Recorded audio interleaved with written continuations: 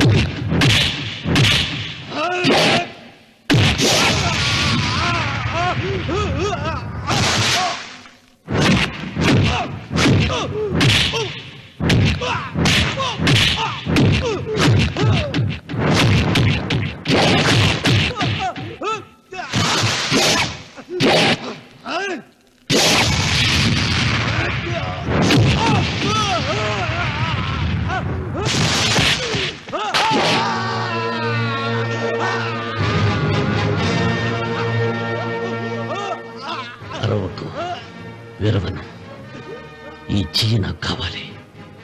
దస్తావేజుల మీద సంతకం పెట్టాలి కదా. అన్వర్,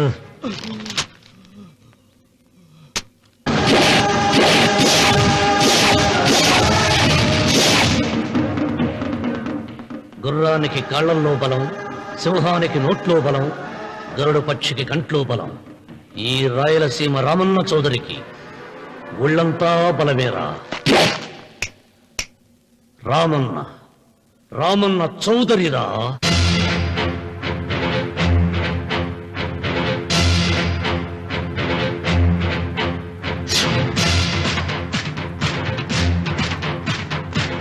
వెంకన్న ఎప్పుడూ గెలవని మనిషి. ఒక్కసారైనా గెలిస్తే బాగుండు అని జాలి చూపిస్తారు కొందరు. కాదు, ఎప్పుడూ గెలిచే మనిషి. ఈసారైనా ఓడిపోతే బాగుండు అని అసూయపడతారు అందరూ. ఈ రామన్న చౌదరికి ఎన్నడూ ఓటమి లేదు, రాదు.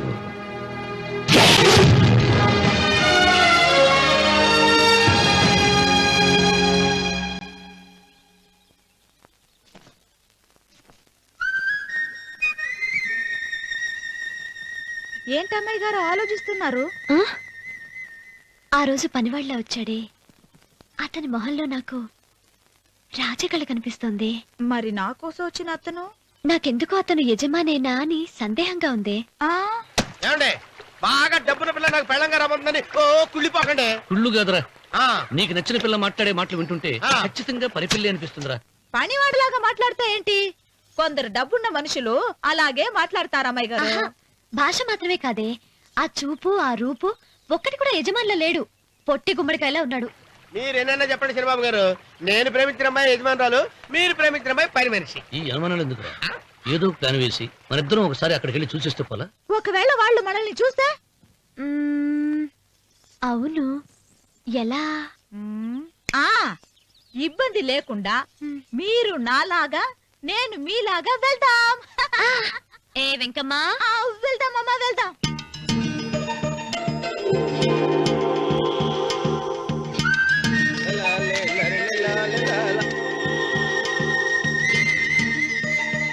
చంద్రబాబు గారు, చంద్రబాబు గారు, అయ్యో బాబోయ్, చంద్రబాబు గారు కొంపలు మునిగిపోయారండి. ఏమైందిరా? మీరు అర్జెంట్గా బట్టలు తీసేయండి. నా బట్టలు తీసేస్తారు. నా బట్టలు ఉడతీయమంటున్నావు, నీ బట్టలు ఉడుతున్నావు, నీకేమైనా మతిపోయిందా? బతిపోవటం కదా మగడ. మన పెళ్లి చూపులకి వెళ్ళి కొమ్మలితో అమలుపు దాకా వచ్చారు. ఆ పిల్ల నన్ను చూసిందంటే నా పెళ్లి అయిపోద్ది. నా బట్టలు నువ్వు తీసుకొని నీ బట్టలు నాకు ఇచ్చేయి.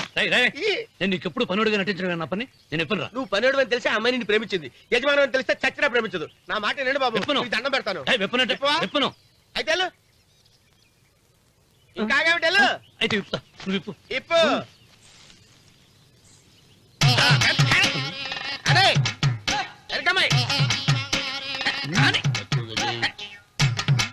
నిన్న నాదే, నేడు నాదే, రేపు నాదే, ఎల్లుండి కూడా నాదేలే. ఏట్రా కళ్ళు కనపట్టలేదా? కొవ్వెక్కిందా? చంపేస్తాను. అన్నవరం ఏంటి? ఏడ్చేవాడి కడం పక్క, కొట్టేవాడి కుడి పక్క ఉండకూడదంటారు. నరుకుతా. వెళ్ళిపోతున్నారు.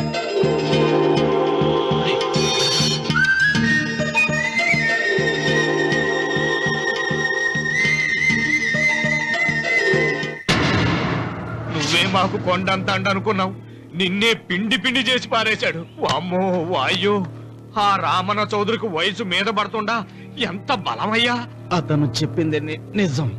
అది కండబలం కాదు, గుండె బలం. నువ్వే ఇట్ట అయిపోతే ఇక మన సాంబశివరావు ఊరు వదిలిపెట్టి వెళ్ళిపోవాల్సిందేనా? నువ్వు గుండెను అతను కండను నమ్ముకున్నారు, కానీ నేను తెలివిని నమ్ముకున్నా. వెంకన్న, అలెగ్జాండర్ దండయాత్ర భారతదేశంలో అడుగుపెట్టగానే ఆగిపోయింది.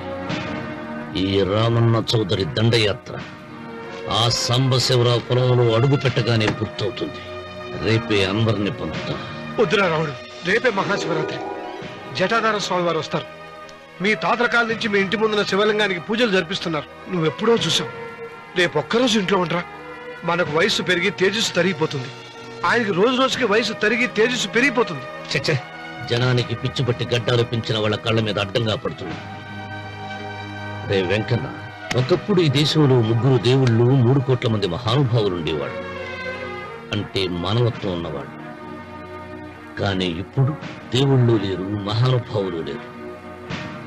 ఈ స్వాములు మిమ్మల్ని మాయ చేయగలరు, గాని నన్నేమేం చేయలేరు.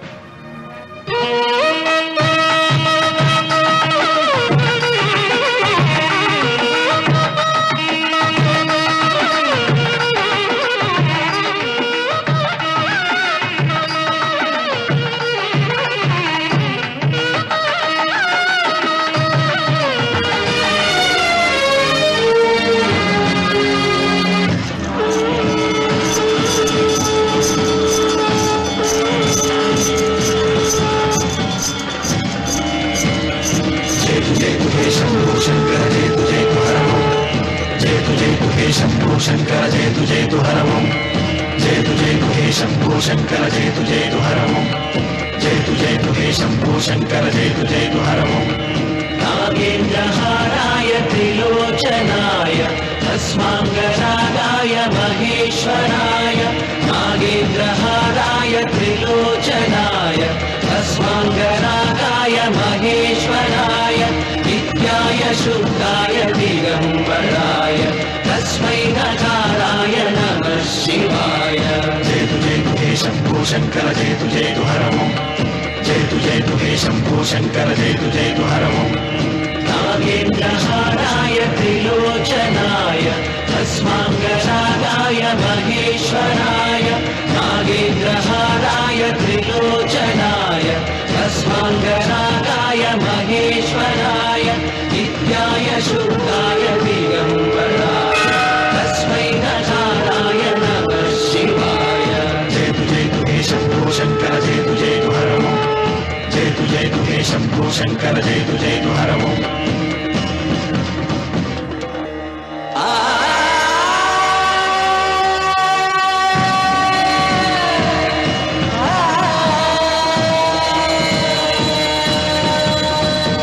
జయతు జయతు హే శంభో శంకర జయతు జయతు హరమో. జయతు జయతు హే శంభో శంకర. ఆయన ఏదో చెప్పాలని చూశారు, చెప్పకుండానే వెళ్ళిపోయారు. ఇన్ని సంవత్సరాలుగా స్వామి శివుని తప్ప మానవుడిని కంటితో చూడలేదు. ఆయన మొట్టమొదటిసారిగా మీ కుటుంబం వంక చూశాడు. ఆ చూపుకు అర్థం ఏమిటో నాకు తెలియటం లేదు. నాకెందుకో భయం వేస్తోందమ్మా.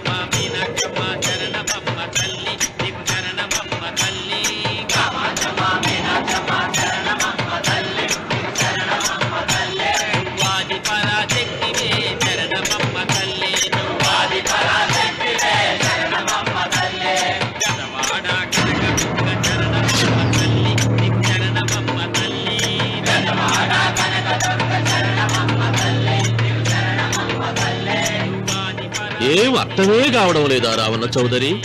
నువ్వు చదివింది ఒక్క తమలపాకు, నేను చదివింది 10 ఆకులు విస్తరాకు. నీకీ భూమి సిక్కనే కూడదు. సిక్కకుంటే నువ్వేం చేస్తావో నాకు తెలుసు. సుబ్బారాయుడికి చూపినట్టు తాళిబొట్టు చూపించి గబ్బు లేపుతావు, లేకుంటే ఫైల్ వారకు చేసినట్టు ఎముకల్లోకి సున్నం లేకుండా పిండి లేపుతావు. అదానికి నేనే ముందుగా కొట్టిన గాయం ఏడ ఉందో తెలియని కముకు దెబ్బ. 30 ఎకరాల భూమి నిత్యాన్నదానం కోసం అమ్మవారి దేవాలయానికి రాసేసిన ఈ దేశంలో నేను పోయేదానికి యాకోర్టు లేదు. అదానికి దేవుని కోర్టుకు రాసినా నువ్వు వాటికి రాలేవు. నా 30 ఎకరాలు నాకు దక్కకున్నా పర్వాలేదు, నీకు దక్కకూడదు. నా పొలం ఆక్రమించుకుందామన్న అహంతో పొగరుతో ఇంటికొచ్చినావు.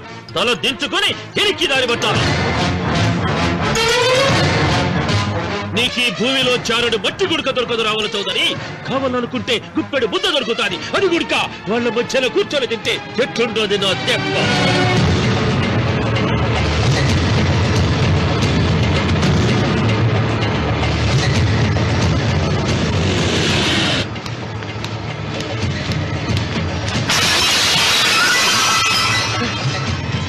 ఏమైంది?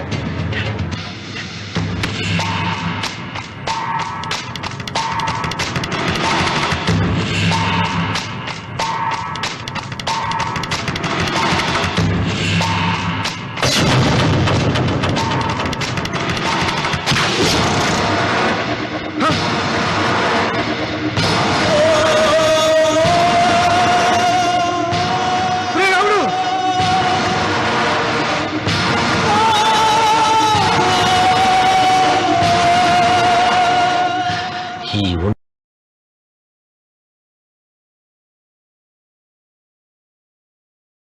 ఒంట్లో ఇంకా రక్తం ఉండగానే, ఈ ఊపిరి ఇంకా పీలుస్తూ ఉండగానే, ఈ గుండె ఇంకా కొట్టుకుంటూ ఉండగానే ఓటమి నా వీపు తట్టింది. ఈ రక్తం మొత్తం ఒంట్లోంచి పోవాలి. నాపకో వెళ్ళిపో, వెళ్ళిపో.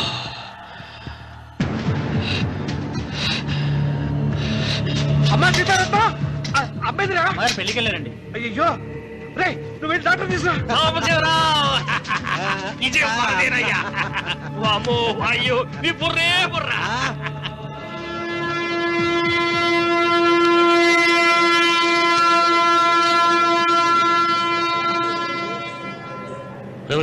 ఏంట్రా కింద పడింది తింటున్నావు? రేపటి నుంచి మీరు కూడా తినాలండి. ఎందుకురా? లేకపోతే ఏంటండి, పని ఏమైనా ప్రేమించగానే సరిపోలేదండి, వాళ్ళు అలవాటు కూడా నేర్చుకోవాలి. అందుకని రేపటి నుంచి చికెన్ నేను తింటాను, జొన్న రొట్టె కొట్టుకొని మీరు తినండి. రానవరం, ప్రేమకు పేదరికం అంటున్నా. ఆ అమ్మాయి కోసం నా ప్రాణాయనే ఇస్తాను. ఎరా పని మనిషిని ప్రేమించావా? అమ్మా అమ్మ, నీ దండం పెడతానే, పని మనిషిని కలుపుకులా తీసేయద్దు. ఆ అమ్మాయి అంటే నాకు ఇష్టం అమ్మా. అమ్మగారు ప్రతి పెళ్లికి అబ్బాయి గారు తీసుకెళ్ళి వాళ్ళ ఎత్తి అక్షంతలు వేయించడమే కానీ ఆయన నెత్తి మీద అక్షంతలు ఎప్పుడు ఇస్తారండి? అట్లా ముదిరిపోయిన బెడకాయలు తయారవుతున్నాడు. నేనండి. ఆ అమ్మాయి దేవురు ఆ విషయాలన్నీ నేను తర్వాత చెప్తాను కానీ అమ్మగారు, ఆ చేతుల మీద గారు నాకు కూడా పెళ్లి చేయండి. నీకు పెళ్ళా? అవునమ్మగారు, అబ్బాయి గారు పని అమ్మాయిని ప్రేమిస్తే నేను బాగా డబ్బులున్న అమ్మాయిని ప్రేమించారండి. అదిగో రైలు సిగ్నల్ ఇచ్చారండి. మీరు మా పెళ్లికి కూడా సిగ్నల్ ఇచ్చేస్తే. ఈ రోజు మీ ఇద్దరికి ఏమైందిరా? ఆ? నమస్కారం బాబు గారు. నమస్కారం అండి. రండి.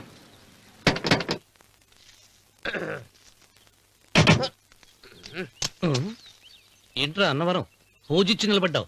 అరటిగా లోపల తీసుకురా. నేను తీసుకున్నానండి. ఏ నన్ను తీసుకెళ్ళమంటావా? మీరు తీసుకెళ్తారు, లోపల పెట్టుకుంటారు, మీ ఇష్టం. ఏమైందిరా నీకు? ఏమైందంటారేంటండి? లోపల నా గుండెలకు వచ్చిన ఎంకం ఉందండి, అది నన్ను ఎంత మోసం తెచ్చిందో తెలుసా అండి? అయ్యో, ఆ విషయం నేనే మర్చిపోయాను. ఒరే అన్నవరం, తమరు మాత్రం వెంకమ్మను మోసం చేయలే? నేనే మోసం చేశానమ్మా. అదేనమ్మా, 100 ఎకరాల పొలం ఉంది, 200 ఎకరాల పొలం ఉంది అని చెప్పావు కదా. అందుకని నోరు మూసుకుని లోపలికొచ్చి వెంకమ్మను నాకంటే ముందు నువ్వు పెళ్లి చేసుకో. ఆ తర్వాత రుక్మిణి నేను పెళ్లి చేసుకుంటా. అరటిగా తీసుకురా. నేను రాను, మీరని చెప్పినా నేను రాను. రావా? రాను. అయితే రామన్న చౌదరి గారికి చెబుతా. వద్దు వద్దయ్యో.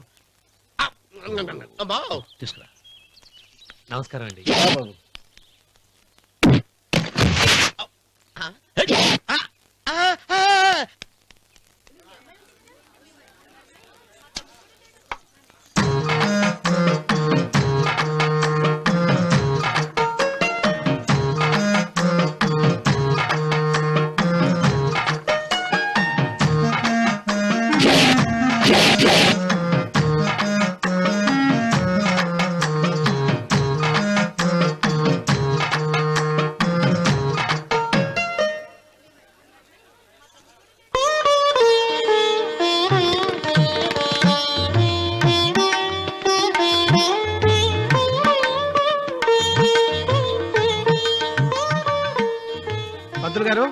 ఆలస్యమైంది. త్వరగా జాతకాలు చూసి లగ్న పత్రికలు రాయించండి. నేను అదే కంగారు పడుతున్నానండి.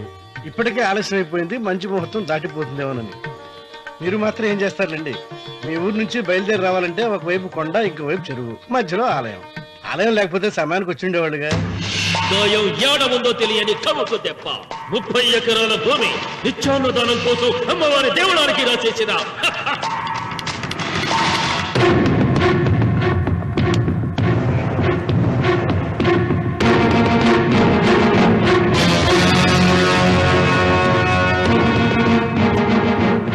బావగారు ఏదో ఆలోచిస్తున్నారు.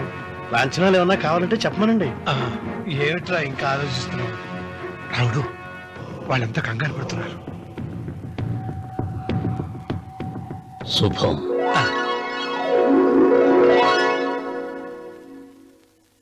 ఏం మాట్లాడుతున్నారు రావుల చౌదరి గారు? ఆలయం కూలగొట్టించి రొట్టేయించాలా? ఇన్ని సంవత్సరాలుగా మన గ్రామం కుగ్రామంగా మిగిలిపోవటానికి రహదారి సదుపాయం లేకపోవడమే కారణం. ఇదిగో 6 మైళ్ళ పొడవున రోడ్డు వేయించడానికి ప్లాను సిద్ధం చేశా. దీని మూలంగా నేను 120 ఎకరాల పొలాన్ని పోగొట్టుకుంటాను.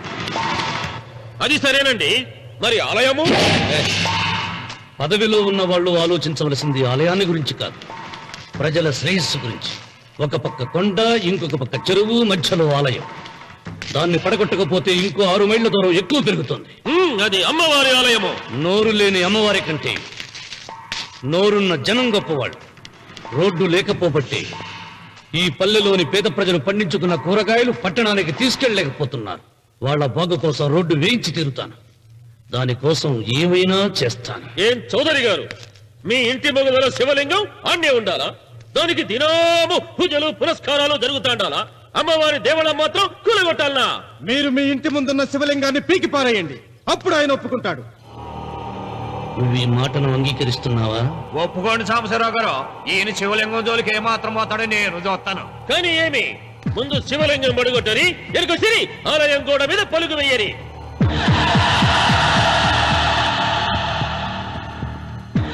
ముందుకేసిన అడుగు వెనక్కి తీసి అలవాటు ఈ రామన్నకు లేదు. నేను మడమ తిప్పను.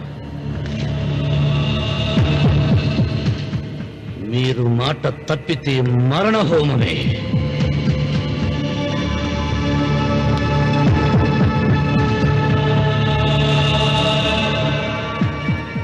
ఊపు చూస్తా ఉంటే శివలింగాన్ని పీకి పారేసెట్టే ఉండాడే.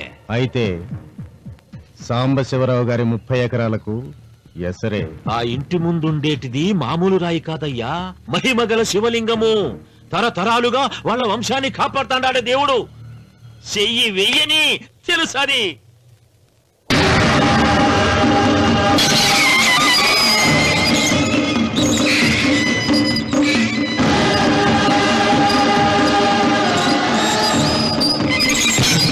త్వరగా పైన శుభ్రం చెయ్యి. అయ్యగారు వీధి గుమ్మం నుంచి వస్తున్నారమ్మా. వీధి గుమ్మం నుంచి వస్తున్నారు. ఏయ్, ఆ నల్లరాయిని పెకిలించండి.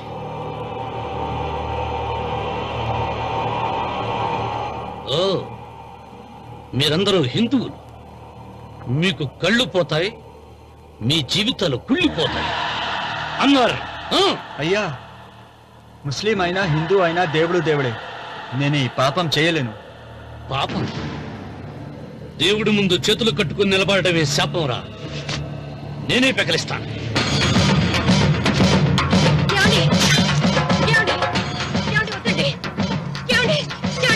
సీత, ఉత్తమ జాతి స్త్రీ ఒక్కసారి కోరిక కోరుతుంది, రెండోసారి అడగకూడదు.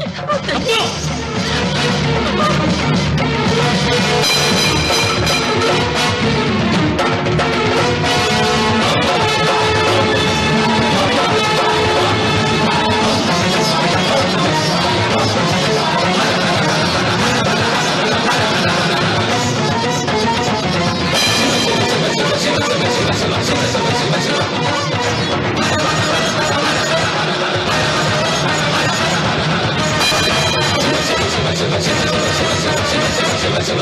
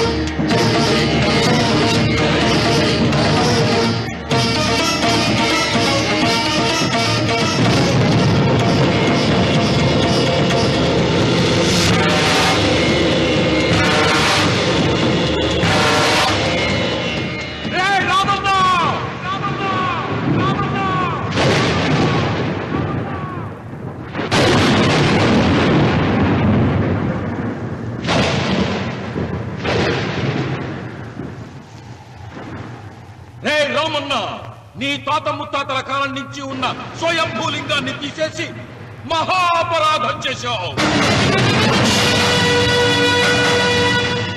ఏ ఈశ్వరుడు నీ కుటుంబాన్ని వంశాన్ని 3 కళ్ళతో చల్లగా చూస్తున్నాడో ఆ శివుడికి నువ్వు కోపం తెప్పించావు. మాట వేయించడానికి నువ్వే వడివిరా, భగవంతుడే వేయిస్తాడు. అమ్మవారి ఆలయాన్ని నువ్వు తాకలేవు. మళ్ళీ శివరాత్రి నాటికి నీ స్వహస్తాలతో నువ్వు ఆ స్వయంభూలింగాన్ని తీసుకొచ్చి యథాస్థానంలో ప్రతిష్ఠించకపోతే నీ వంశం నిర్వంశమైపోతుంది.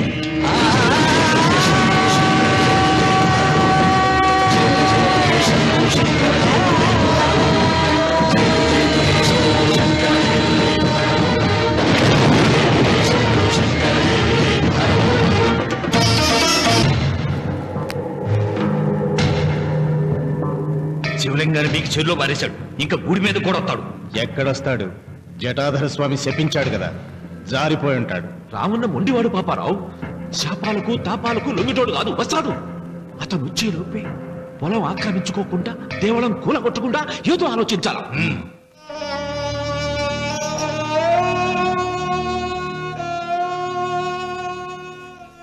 అన్నయ్య, ఆయనతో మాట్లాడే ధైర్యం నాకు లేదు. నువ్వైనా మాట్లాడి మళ్ళీ శివలింగాన్ని ఇక్కడ ప్రతిష్ఠించమని చెప్పు. వాడిని గురించి నాకంటే నీకే బాగా తెలుసమ్మా. వాడు నా మాట వింటాం. నాకు భయంగా ఉందన్నయ్య. ఆపద ఏ వైపు నుంచి వస్తుందో ఏమిటో.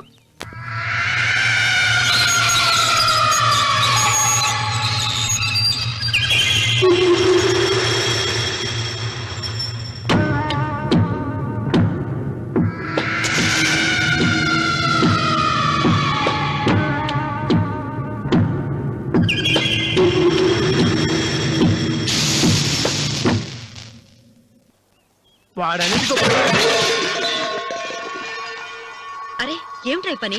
మరి ఏం చేయమంటావు అమ్మా? నాన్నేమో ఆలయం పడగొట్టడానికి వెళ్తున్నారు. నా పెళ్లి అయిపోవటం ఖాయం. ఇంట్లో కూర్చొని నీకు వంట సాయం చేద్దామని వచ్చాను. అన్నయ్య, నువ్వే ఆయనకి ఏదో ఒకటి చెప్పి ఆలయం పడగొట్టకుండా చూడాలి. నేను మాత్రం ఏం చేయగలనమ్మా? వీడి పెళ్లి వరకు ఆలయం పడగొట్టకుండా ఉంటాను ప్రయత్నిస్తాను. ఆ తర్వాత వాడి దయ. అన్వర్, అయ్యా బండి రెడీ చేయి. రావుడు, నీతో ఒక విషయం మాట్లాడాలి. ఇలా కూర్చో.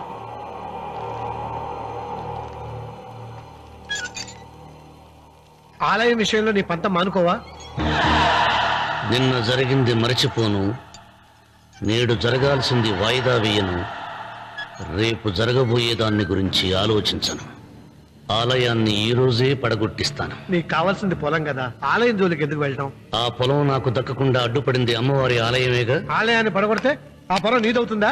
అవుతుంది. ఆ సాంబశివరావు పొలాన్ని రాసింది ఆలయానికేగా. ముందు ఆలయాన్ని పడగొట్టించి ఆలయమే లేదు కాబట్టి ఇక పొలం ఎందుకని ప్రశ్నించి అప్పుడు నా స్వాధీనం చేసుకుంటాను. కొడుకు పెళ్లికి తాంబూలాలు పుచ్చుకున్నావురా, 3 ముళ్ళు వేయించకుండా ఆలయం పడగొట్టాలని బయలుదేరుతున్నావు. ఇది ఏమన్నా ధర్మంగా ఉందా?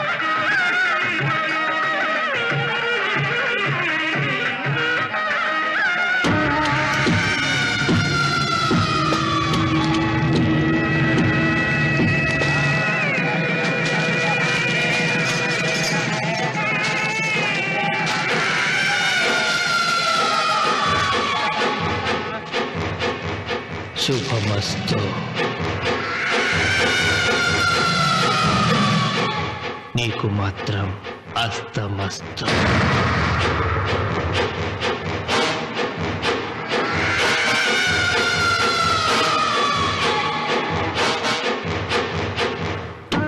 పెళ్లి కూతురి కంటే నువ్వే అందంగా ఉన్నావు.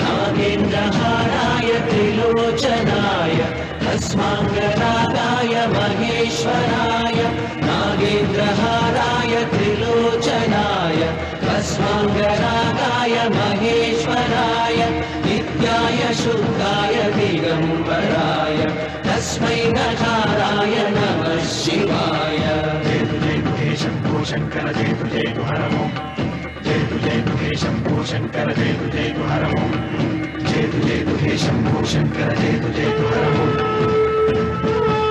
ఇదిగో లోకేశ్వరరావు, అయ్యా రేపు అన్నయ్య పుట్టినరోజు కదా, ఎవరైనా కొత్తగా పెళ్లి చేసుకున్న జంటలున్నారేమో చూడు. అలాగే. ఆగండి, నేను చెప్పేది వినండి. మీకందరికీ తెలుసు, ప్రతి సంవత్సరం శివరామకృష్ణయ్య గారు తన పుట్టినరోజు నాడు పెళ్లి చేసుకునే కొత్త జంటకు తాళిబొట్టు, కొత్త బట్టలు, 2 ఎకరాల పొలం దానం చేస్తారు. కాబట్టి రేపు ఎవరైనా పెళ్లి చేసుకునే వాళ్ళు ఉంటే వచ్చి పేర్లు నమోదు చేసుకోండి.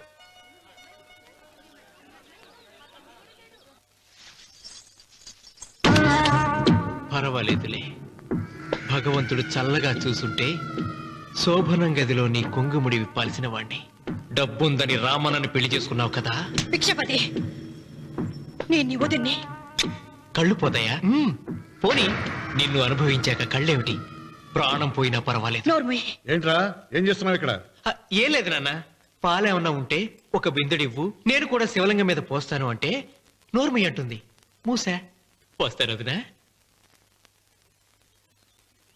ఏమా, వాడేమన్నా వాగాడా?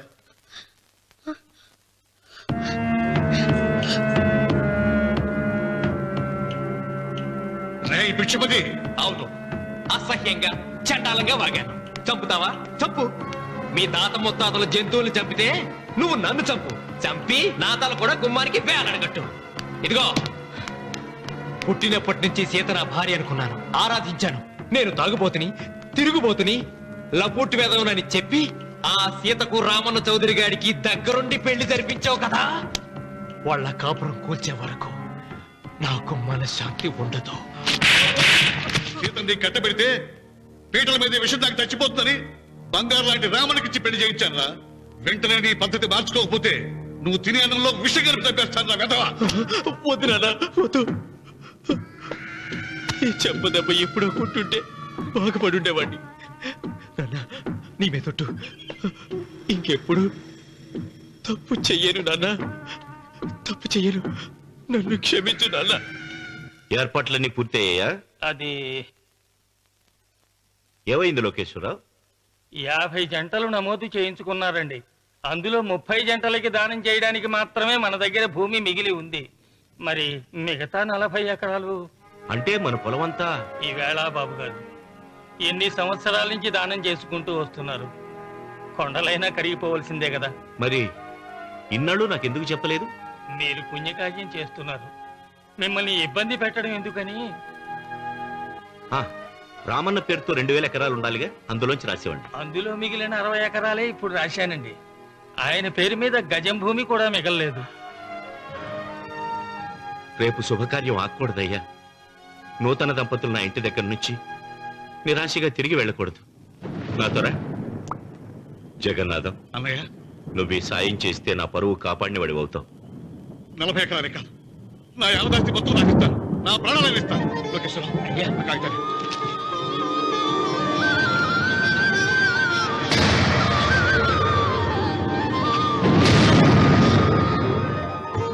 10 కాళ్ళ పాటు చల్లగా ఉండాలయ్యా.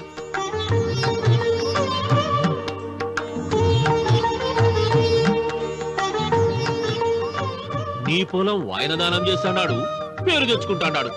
ఇంకా నీకేం మిగులుతాది? డబ్బులు ఇచ్చిపోతావు. తొందర పడకు, చూస్తావుగా. ఒరే రాముడు, ఈ భోజనాల కార్యక్రమం చూస్తుంటే నాకు తిరుపతి దేవస్థానం గుర్తుకొస్తోందిరా. నువ్వైనా చెప్పచ్చు కదా మీ నాన్నకి, ఈ దానాలకు అంతే లేదా? ఎదుటివాడికి ఇంత పెట్టడంలో ఆయన ఆత్మసంతృప్తి పొందుతున్నారు. ఆ పుణ్యమే ఆయన నిండు నూరేడు బ్రతికిస్తుంది. నువ్వు అన్నం వడ్డించి. ఇదంతా నీ పుణ్యమేరా. అంత మాటలు కదా హర హర మహదేవ్ శంభో శంకర. ఓం నమః శివాయ.